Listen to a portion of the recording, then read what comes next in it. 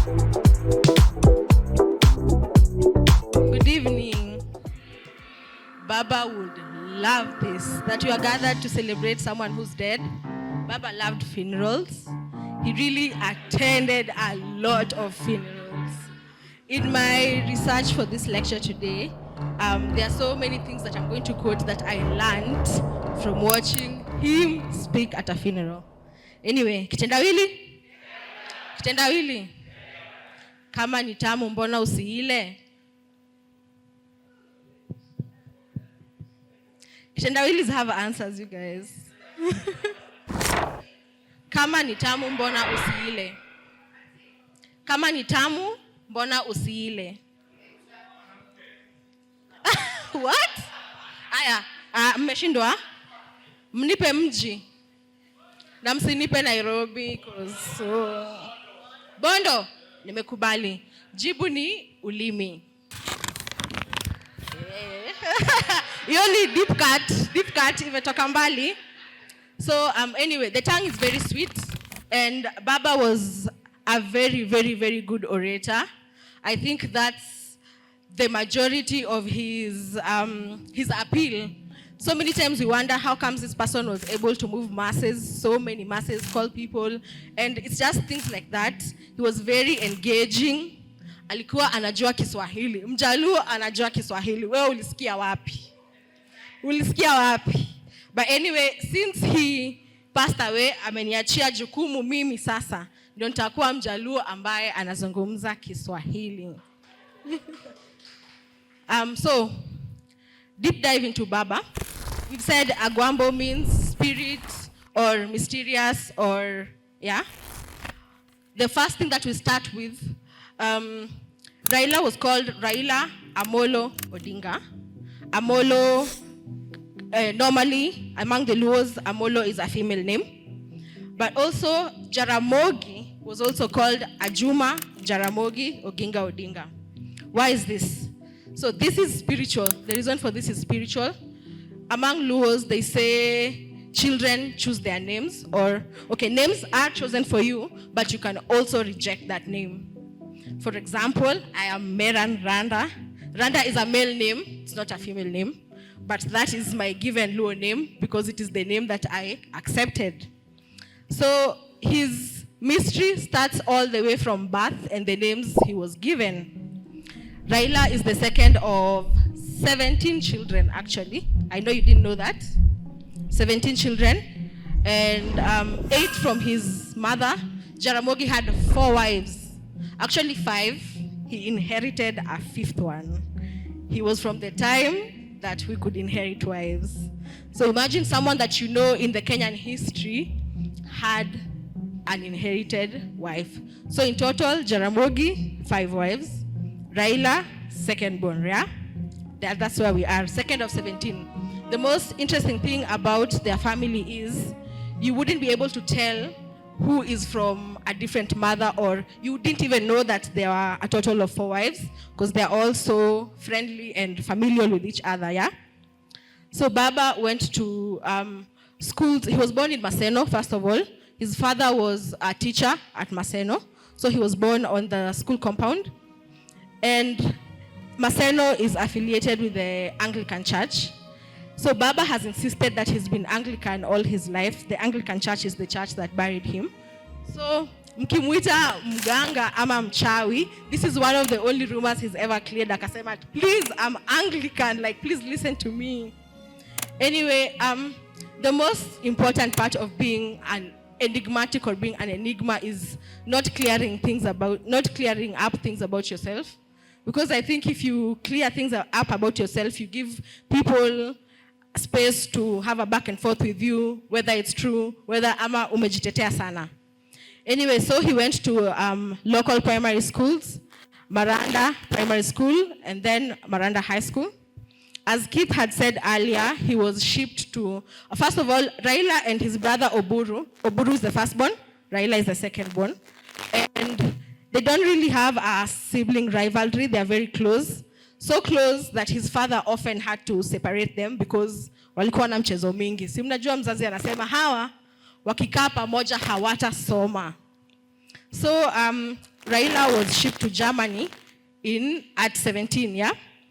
And it's interesting that the colonial government thought that Jaramogi had communist ties.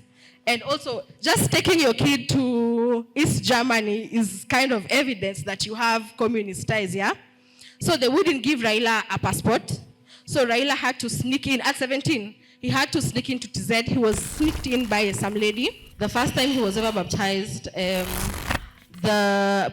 local priest refused to baptize him because then children had to be given English names. And his father had given all of them all Luo names, yeah?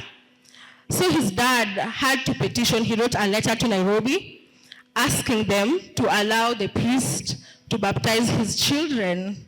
So they were all carried, the entire family, and taken to be baptized. The second time Raila was baptized, okay, so among his siblings, everyone else usually felt jealous that people had English names and they didn't have English names. So they'd create names for themselves. For example, Oburu would call himself John Denver.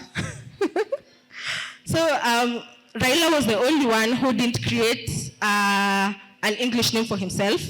But the second time he was baptized by a Lejo priest, and they were all given English names. So what English name do you think Raila would go by? I promise you know it. It's so obvious. Joshua. It was Joshua, actually. Yes. So Raila was christened Joshua Raila, but he never went by the name beyond that. Anyway, so here we are going to Germany. We are in East Germany. We have snuck, okay, first he snuck into Uganda, but this was Obote's Uganda. You remember Obote, yeah?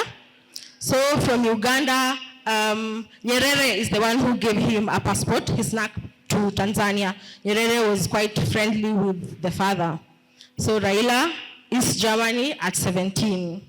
So the first 2 years of his life in Germany was him just learning German. Actually, if you look at his CV, the German certification he got first is listed as his high school diploma. Yes, so we're in East Germany. We are studying in communist East Germany, and his brother was in West Germany.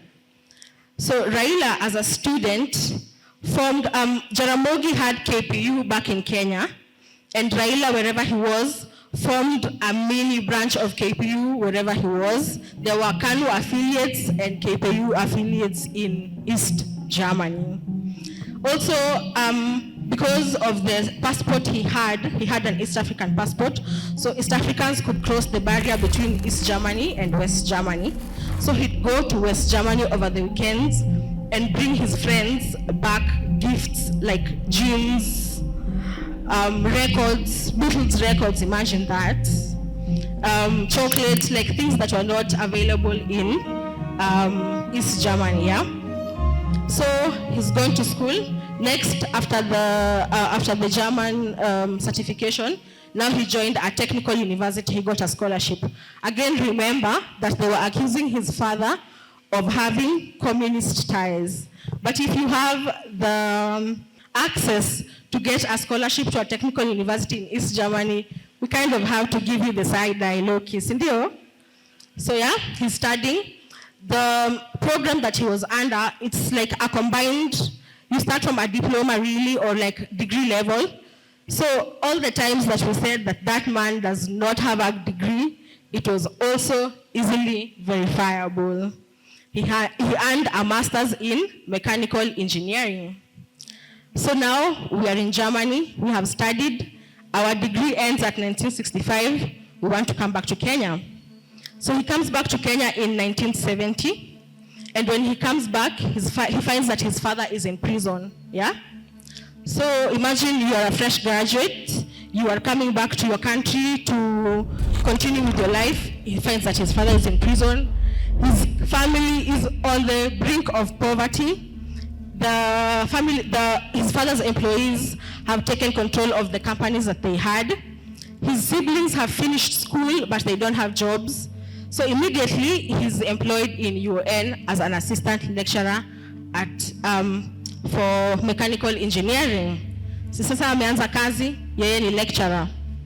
Akaona, hey, hapa siwezi toboa ku rescue my family without doing something extra. So he started a business the next year, yeah? This is when he started ES Spectre, the LPG gas company, sindio? ES Spectre iko pale Ajip, sijui kama mnajua Ajip. And since he started that company in 1971, imekuwa Ajip mpaka leo. So, because these were his offices at the time, you'll find that it became such a political base because people knew that that's where, if you wanted to reach him, that's where you'd go to reach him, yeah? So, ameanzisha kampuni, anafundisha watoto pia university, sindio? So he goes on with this job. The next job that he got was at KEBS. KEBS, yes, Kenya Bureau of Standards. So he rises through the ranks at KEBS, mpaka akakuwa assistant director, sindio? Sasa hapa ndio shida ikaanza. Hapa ndio shida zikaanza. So now we are in 1982, yeah? 1982, he's never been in politics. He's had a job all this time.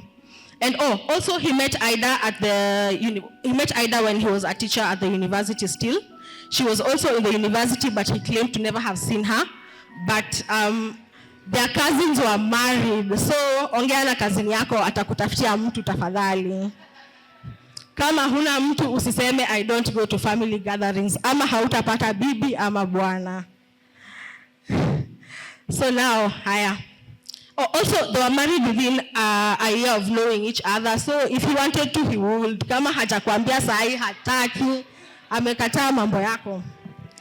So we are in 1982. We have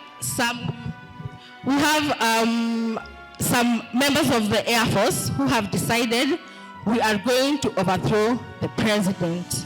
Because as the years went by, Moi's regime had become more and more restrictive. Sindio? Sasa wakasema, sisi tumechoka. We are going to overthrow this government. When I tell you, when you look deeply into the plans of that coup, hata wewe utacheka sana. They were so disorganized. The fact that this is such a cornerstone moment of our history, and you see their disorganization, is just proof that you make the plans. Hata kama ni mbaya aje zitanasa, just make the plans. You do it. So, these young men have planned a coup, and they have been thwarted. So now they are arrested, yeah? So every time when they're being interrogated and things, certain names keep coming up. And which names are these? Jaramogi and Raila. So the coup plotters, obviously you can't plan a coup with no money. You need logistics muhimu. You need to move from place to place. You need to gather. You understand? So these young men were looking for people to support their coup. They know that obviously everyone is fed up, sindio? So someone will bite, sindio? So they've gone through people. Some people, I don't want to say who because I wasn't there. So the names that keep coming up during the interrogation of these soldiers is two names, Jaramogi and Raila. So they were accused of having financed the coup. Keep in mind, Raila has not joined politics at all this time. Amekuwa university lecturer. But an interesting thing is there were so many subversives at the universities at that time, because I think that was a place where people with the highest self-knowledge would gather, yeah? So now these people have planned the coup, and during the interrogations, some names have come up.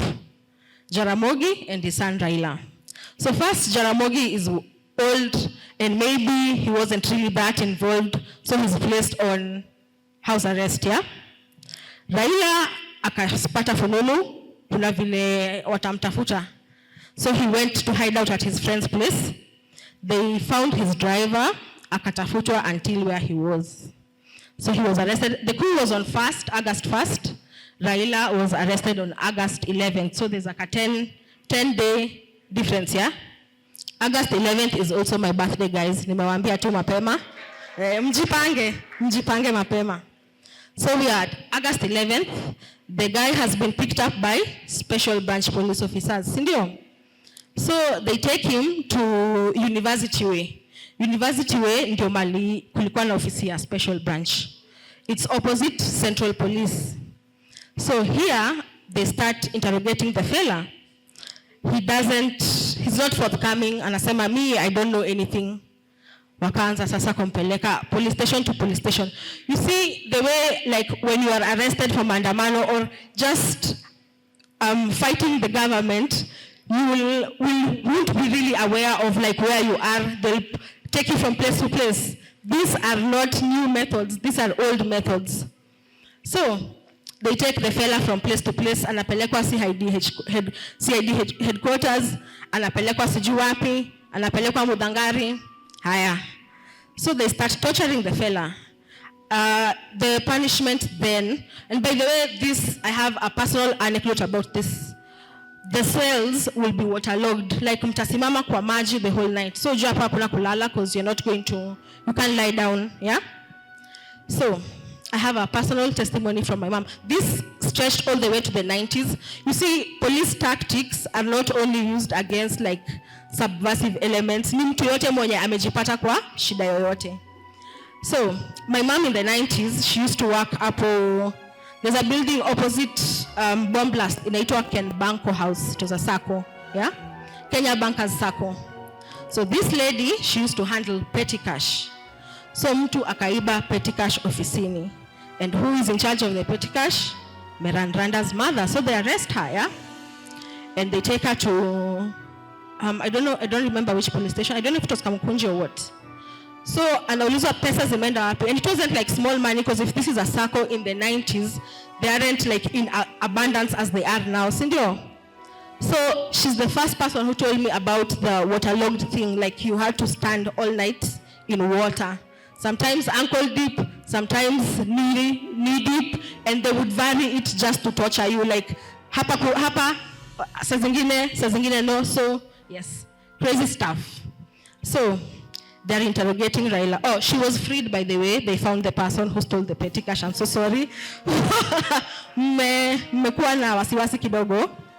Anyway, so now they're interrogating Raila, and he's not forthcoming. So they're torturing him. Some fella even broke off a table leg and hit him in the head with it, yeah? So he had a rumor while they were in the planning stages, if at all he was part of the planning. He had heard that Charles Njonjo was involved somehow.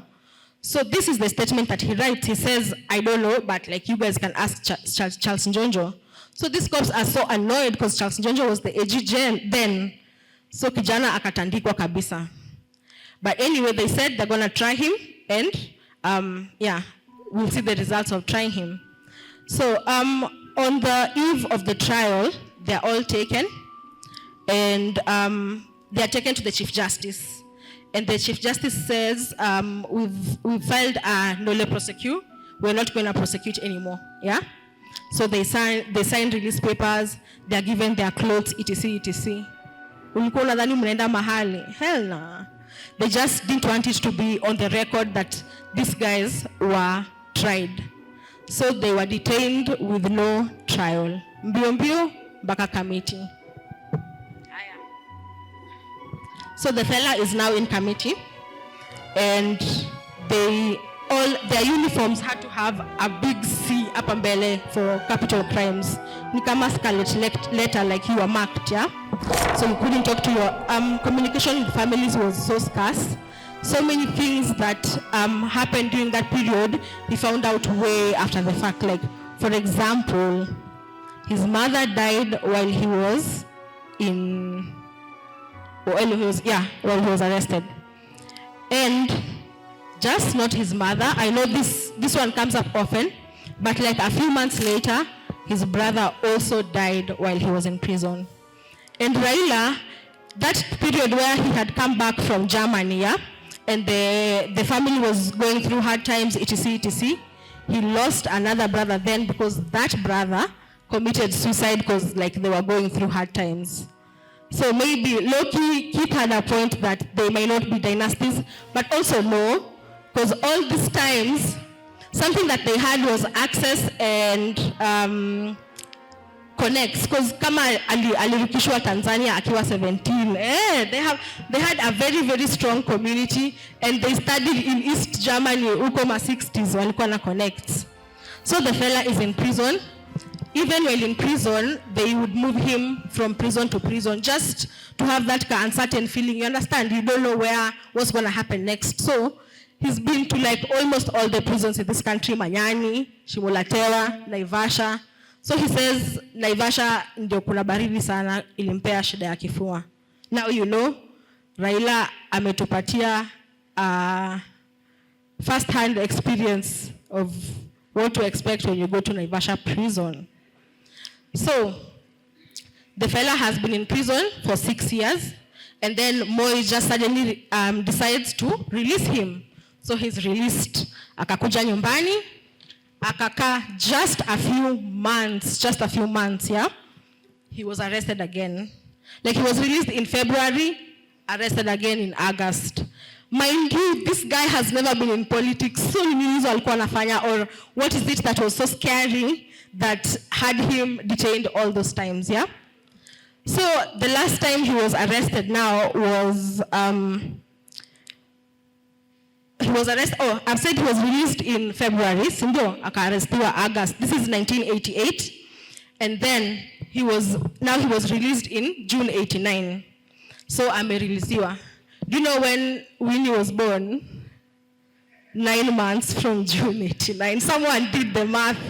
Rao alikuwa amesema nikipata bibi yangu bwana. So anyway. So Jaramogi, obviously Moi had become more and more, you understand? And this is the time alikuwa shatoa political parties. Sindio? So people are agitating but secretly there are no other political parties. So Jaramogi and friends wakaform Ford Kenya. So he really had an issue with Raila because he thought that Raila was part of Ford Kenya, or he was the more militant part of Ford Kenya. Keep in mind, this fella has not joined politics yet. Bado hajawai kuenda ata rally. So this time now, akaambiwa sasa, he received, not anonymous, it's someone he knew. Someone from the American embassy told him, your Moi is really sick of your shit. Ameona wewe hata huogopi. Amesha kuarrest, amesha kudetain for 6 years, and there's a way house key. So you are gonna be assassinated, bro. Just do something about it. So being told this, he tried to lay low for a while. Akasema, itabidi I get out of this country, because yeah, if he's gonna kill me, I have to do something about it. So his first choice of a place to seek asylum from was Germany. Obviously, anajua ki-German.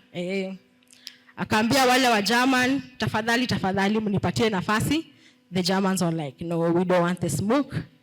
He asked UK wakasema, no, we don't want the smoke. So the fella akapata asylum to Norway. Now that he has asylum to Norway, how is he going to leave this country? Because Moi's people are looking for him. So akaenda hata si Bondo. He snuck into Uganda by dressing as a priest. So amevaa the full get-up. Akaulizwa what is he going to do in Uganda, because obviously when you go through the border you have to give us, like tell us unaenda kufanya nini huko. Akavuka Uganda, akasema he's going to preach the gospel. From Uganda snuck into Tanzania. Sasa Tanzania akachange, amevaa sasa as a Muslim. Akasema he's going for Hajj. That's the reason he's in the country. So the fella fled to Norway.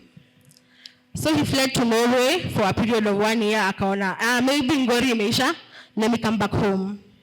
So when he came back home, this is the first time that the fella now joined politics. Akasema, hey, nimeteseka sana and I'm not even getting the benefits of a political career. Twende sana. So he's come back. His father has Ford Kenya with like other senior people, kina Matiba, etc. And there was a junior section of Ford Kenya walikuwa najiita Young Turks. This is kina Nyang'nyong'o, Orengo, etc. So baba amerudi. They're agitating for Moi to repeal Section 2A, sindio? So, his first ever rally was a rally to repeal Section 2A. Hiyo ni kama written in the stats. Hiyo ni trial by fire, inamaanisha you are gonna be someone, sindio? So, this agitation, Moi akakubali finally, and now we have elections. He ran on a Ford Kenya ticket, akapata Kibra MP 92. So now things are going swimmingly. Tuko ndani ya bunge sasa, sindio? Now, I think something I've noticed about Raila is he had always wanted a party. He always wanted to be kinara wa chama. So yeye ameingia kwa chama ya wenyewe Ford Kenya, lakini sasa anataka akuwe kinara. Keep in mind that his dad is the head of the kachama, sindio? So he's like, he'd seen that his dad was kind of sickly. So he was telling his dad, well, before something happens to you, so niachie chama. The dad is like, I have already chosen a successor, and it is Wamalwa. And even if it is not Wamalwa, it would be Orengo, not you. So the fella is like, kwani umse. So his dad died like 2 years after that. His dad died in 94. Akarudi tena kuwauliza mambo ya chama. Rada yenyu ni gani? Give us the chama. Oh wait, before his dad died, have you seen, there's a famous meme of him where he's wearing like a gold papa and kuna rabsha kidogo, but he's smiling in the crowd. Yeye ndo alileta goons. The goons are his. Yeye ndo alileta goons. But okay, kuna reason. Loki, so many things that Raila does, when you really start to think about it, it makes sense. Anyway, Loki, he had a point. So, that meme is from the delegates party for Kenya. The delegates were meeting to choose a presidential candidate for the party. It was a choice between his dad Jaramogi and Matiba. So Jaramogi said hakuna pesa ya kutosha, so only a few select delegates will choose the presidential candidate. Raila naye akasema that is not democratic, we wacha. Even though mnacheza na party, we wacha, it is not democratic. So that's when he showed up at his dad's rally and disrupted it. This is also where the supposed curse is alleged to have been uttered. Alimwambia, wewe, unajua mimi nimepigana na Kenyatta, nimepigana na Moi, and you think you can just win over me easily? You are not gonna make it, not gonna make it. Anyway, so the fella, sasa ameingia, ako in parliament. His father has died. He's come back to wrestle the party from Wamalwa, and they don't let him win. There was like a delegate election between him and Orengo, who's going to be vice chair. Akashindwa, akahama kabisa. Akahama, akajoin an already but lesser known party, ilikuwa inaitwa NDP. When he moved to NDP, unajua akona clout. This is a powerful fella. He became party leader of NDP. So now, akona chama yake, na ako ndani ya government, not government yet, but he's an MP. Haya, we are proceeding. So, this NDP is what Raila used to run for president the first time. And this was against Moi, the incumbent, and Kibaki, so he was third, a distant third. Haya sasa. Tumeingia sasa, tuko, hizi ni 97 elections, where Moi is first, Kibaki is second, Raila is third. So the other people that are with Raila in the opposition are wondering, when say, mbona una concede haraka, and these elections were marred by mad irregularities. So they expected that if we've been fighting to have political parties, and then we have had the political parties, we have done the election, and then the elections have irregularities, like why are you not complaining? So at this point, Kumbe, he had started thinking about whether to join Moi or not, because this is the reason. Mlisema kuna handshakes, hamuelewi the reason. Tuko 97, akona party ni NDP, na yeye amesha concede defeat. Wenzake wakamwambia, no, we're supposed to have a rally. First, they're the ones who, they accused him of being a coward. This is Ngilu, Kalonzo, like, we bro, kwani hatuandamani, rada yako ni gani? Wakasema, wataandamana. The people will gather at GPO and proceed to Uhuru Park, and then tutaandamana. So the leaders were first supposed to meet at Norfolk, ndio waende wakaandamane. Alijipata Norfolk peke yake. So, yep. But also, someone low-key had a rumor that he had already started causing up to Moi, yeah? So, during this whole time, 97, by the way, it was a very close election. That's why kulikuwa na irregularities, like Moi had to do something, ndio akuwe president. So the number of MPs, you know, if you're president, you need legislation, you need a number of MPs backing your bills and etc, etc, sindio? So Moi, he almost had an equal number of MPs na opposition. So this is where Raila comes in. Akona NDC na akona MPs. So he starts warming up to Moi, and he starts convincing NDC MPs to support Moi's bills in parliament. So at this point, everyone else in the opposition is like, jamaa bana. So Orengo files a no confidence motion in Moi's tenure, sindio? So ingepita isipokuwa Raila aliambia watu wa NDC wa to back Moi. Reason being, now let me give you the why. He knew this was, what's his name? Moi's last stint in presidency, sindio? The fella is going to have to choose a successor at some point. If he is useful to Moi, Moi is going to pick him and he will be president. So that is the reason that NDC joined KANU in 1999. Or is it 201? 201. It's 201. So NDC wamemerge na KANU sasa. Raila ako ndani ya serikali. He was given the energy ministry. He was Minister of Energy from 2001 to 2002. Tuko ndani ya serikali. Also, while looking at the history, all the times that he's been minister, he's been actually very, very useful. As Minister of Energy, alikuwa ana champion for conservation of Mao, alternative forms of energy.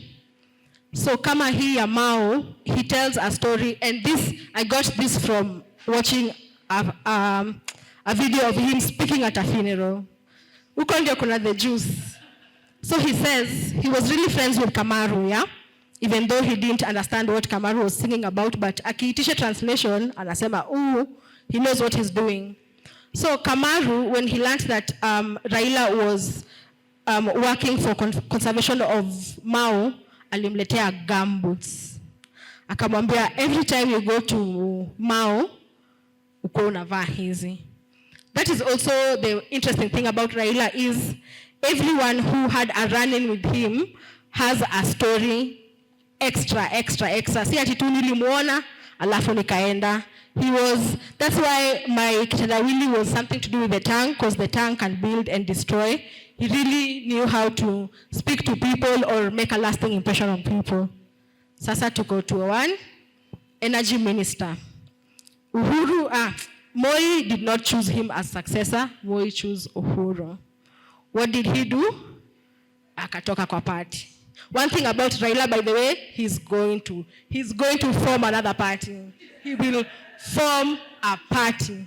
That man will form a party. Which low-key, when you think about it, those are some of the things that we have to see in hindsight. Unaona that this was useful for something. We didn't see it then, but it was useful for something. Akatoka, akaform party.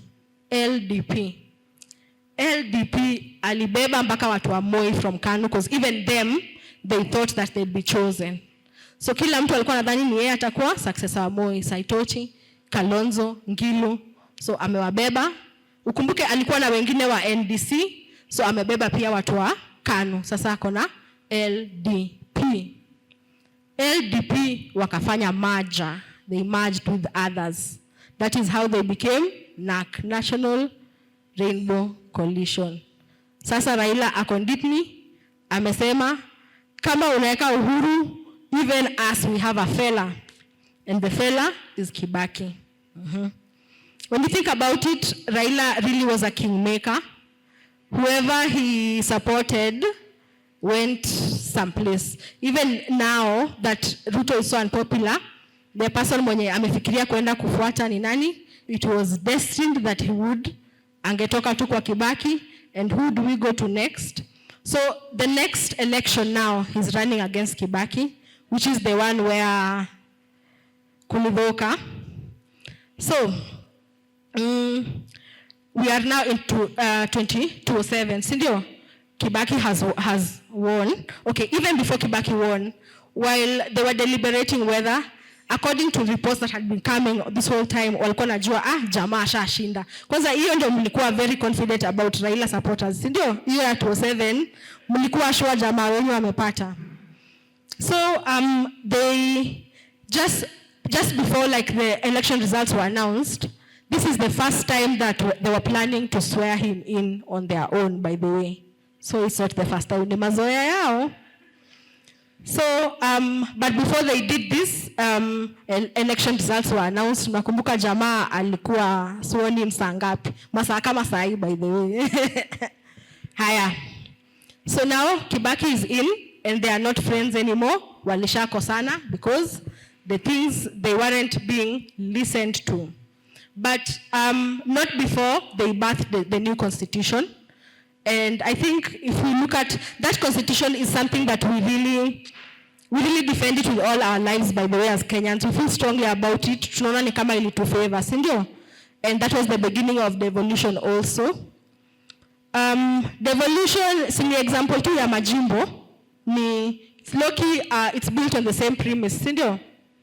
Do you think devolution is good or bad? It's good, yeah? And again, when you look at things in hindsight, don't know what the person was doing. You see the way he didn't want the powers to be concentrated so much on the presidency, kukuwe na other posts. That is the same way we also devolve functions down to the counties and the wards, yeah? MCA inaitwa aje? Haya. Tumeingia 2008. Sasa this is after the election and things are bad. That we have to have mediators and etc. Sindio? So mediators wakaja, tukasikizana that we are going to form a coalition government. So we form a coalition. What is the meaning of coalition? To coalesce. Coalesce inamaanisha nini? Coalition. Again, this was supposed to be a power sharing deal, but it didn't go that way. Even in his time as prime minister, bado alikuwa naona hawa wase wananifinyilia, lakini watakuja kunitambua. So as prime minister, one of the things he was supposed to do was like chair cabinet meetings. So akaona, huko kuna some decisions are being made without me, I'm going to boycott. Boycott cabinet meetings, akawacha kuenda. Lakini iliisha tu, coalition government iliisha tu, anyway it ended. Haya, now we are in 2013. We are in 2013 and he's running against Moi's successor. Hapa nini? Kenyans? Hapa kuna kitu mlifanya. What do we say about this era of 2013? What is there to say really? Haya. Tuko 2017 sasa. 2017 we've gone back to the polls. By the way, tumeform parties, tuliongeza zingine. After NAC, tulikuwa NAC, si ndio? Tulitoka NAC, tukaform ODM, tukafanya merger, tukakuwa CORD, si ndio? Tukatoka code, tukarudi NASA. NASA pia tulikuwa less. Mnataka tufanye NASA. Tialala. By the way, interestingly, so many songs have been written about Raila. Like, not even upon his death. Like, sisi wenyeji tunajua, like, the original ones, the deep cuts zenye zilikuwa before ata akufe. Like, that one that is so famous, iyo ya Lady Maureen, Raila Kamu. That one is from before his death, by the way. Iyo ilikuwa, that was during Baba while you were away. Na nyinyi, why do you need a father to lead you? Wacha niwaulize. This is a short detour. This is my pet subject. Please mniambie. Because even upon his death, mmeanza kusema, now Ruto is going to be a father. Kwani hamna baba nyumbani? What is going on? There are no fathers in the homes. What is happening? Why do we need a daddy as president? Mbona tu asikuwe president? Mbona lazima akuwe pia our father?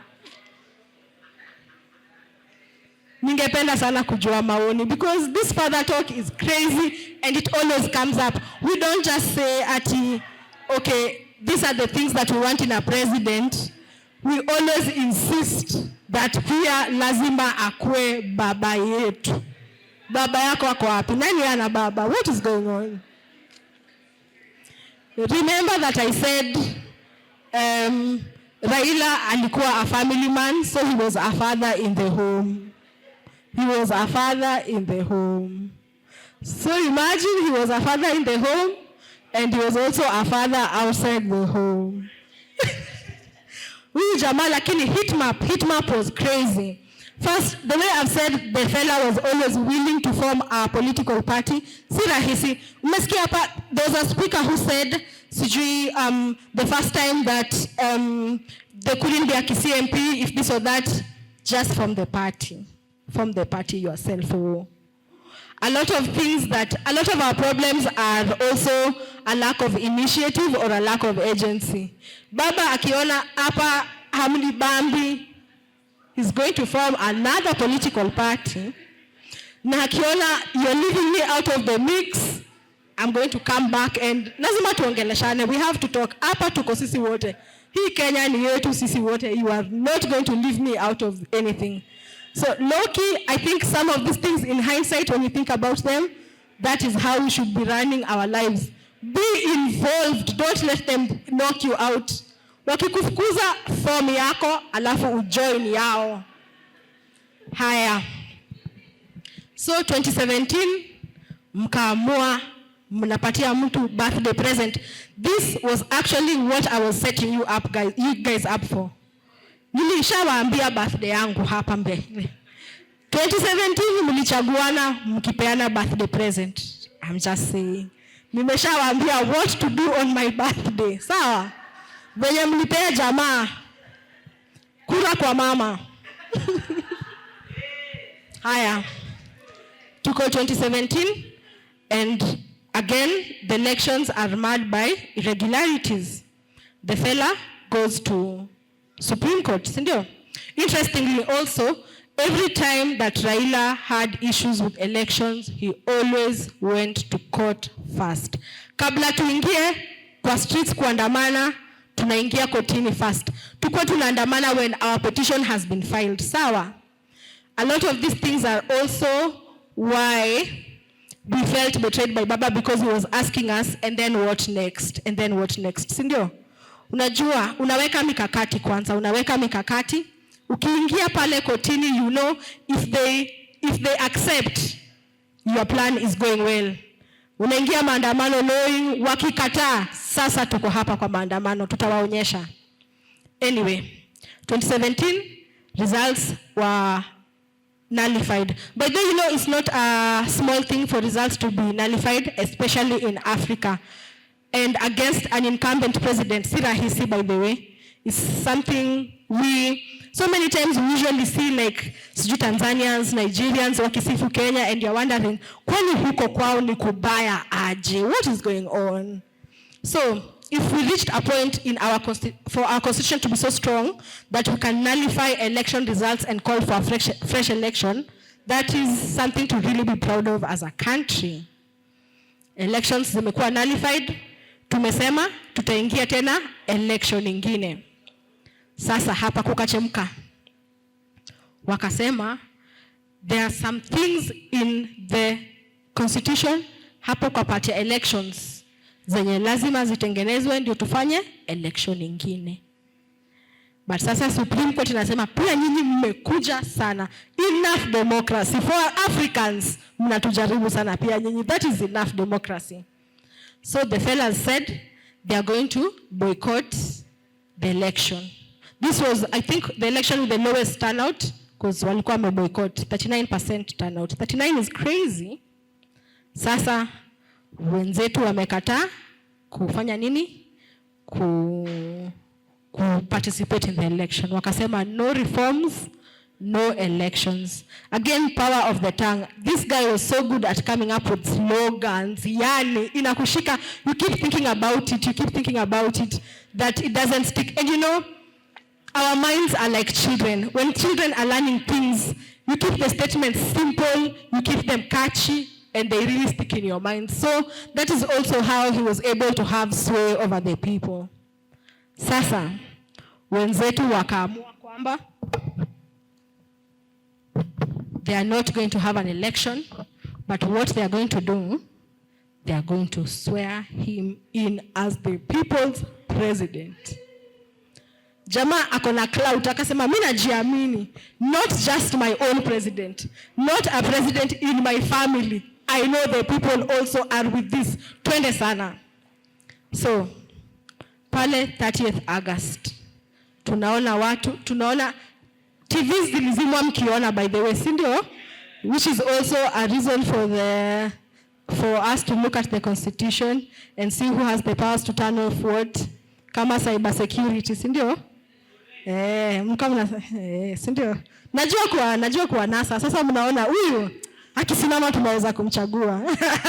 Nitawaibia pesa zenyu zote. So, Raila tells a story, an anecdote of politicians, a Malaysian politician and a Nigerian politician.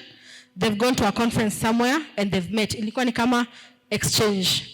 Sasa wameenda Malaysia and they've gone on a nice road and then they reach the Malaysian residence and it's so nice. Wanasema, we, huyu Nigerian anamwambia, hii nyumba yako ni fiti. How come? So the Malaysian fella says, you see that highway? 90% there, 10% here in this house. When it is time for the Malaysian to go to Nigeria, hakuna barabara jamani. So anashangaa tu, na huko ni wapi bwana? When they reach the house, it is a palatial residence. So he's like, na kwani namna gani huku? The Nigerian says, do you see that highway? There's no highway. 100% here. Anyway, sasa, the fella has sworn himself in as the people's president. Something interesting that I noticed when I was looking at that date, everyone that was involved in the swearing in ceremony has been a part of SONU in one way or another. SONU or UN. So how ndo walikuwa the subversives of the time, na pia the fella surrounded himself with subversives. So you can't surround yourself with something that you're not. So he also must have been a subversive. Sasa, there's an interview of Matiang'i saying that they knew of the swearing in ceremony, na wakasema, we aren't going to do anything about it, wacha wajibambe tu. There's nothing they're going to do beyond that. But also, I think it's seeing the sheer numbers of people who are willing to be witnesses to someone swearing in himself. Kwa inchi ya Moi, mnajua nyinyi tumetoka wapi? Like a few short years from having one party to someone swearing themselves in. Sasa, rafiki yetu amejiswear in, lakini kukakuwa na kizungumkuti. So, you know, all his mergers so far and etc. have had him go back into the government. So he sworn himself in, and then what next? Hajafanya ile kitu, hajaingia to the government. So unfortunately, Miguna had to fall on the sword. Miguna ilikuwa ni yeye, the sacrificial lamb, because our fella has to be in parliament. But anyway, when you look at Raila's achievements then, ndio utaona that the most interesting thing is, from then he got a job at AU, sindio? And his job at AU had something to do with industrialization, energy efficiency. This is an engineer. Like, he should have stuck. I feel like if he had really emphasized that part of his life, it would have been greater things for him. Because he got that job that AU job from only being energy minister for 2 years and roads minister for a few years, I think 3. Yeah.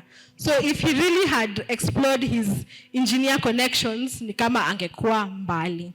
But also, step 1 of being an enigma is never clearing things up about yourself. For example, when he died, ndio tumeona the fella was in the role of engineers. This is such an easy rumor to dispel. Like, sini kusema tu, just if you have a phone, just go to the role of engineers and you'll see my name there. Jamaa alisema, you can think what you want. Mimi najijua. Also, the uni that he was part of literally have a picture of him still in the university. So this was an easily verifiable fact. So tumeingia AU, the fella wants to go for an AU job off the back of a different AU job. I think what really cost him is he just didn't have enough countries, really. But if you look at his CV, he would have gotten the job. Because, do you know you have to submit a CV for a UN job as such? They don't just go off vibes and say, ni Raila, wacha tumpe kazi. No, his CV lists every single job he's ever had, from UON to KEBS to this, to that, to that. Finally, I will conclude by saying, wacha nisi conclude kwanza. Do you know who's the referee in Baba's CV? It's AU, remember, so referee anakuanga someone bigger than you. Ombasa, yes, Obasanjo, who else?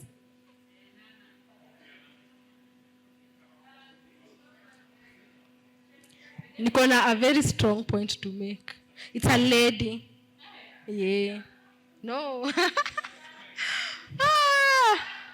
Samora Machel. Yes. Eh? Samia. Wait. Hapo hiyo inaitwa kuchoma CV. Hiyo ni kuchoma CV.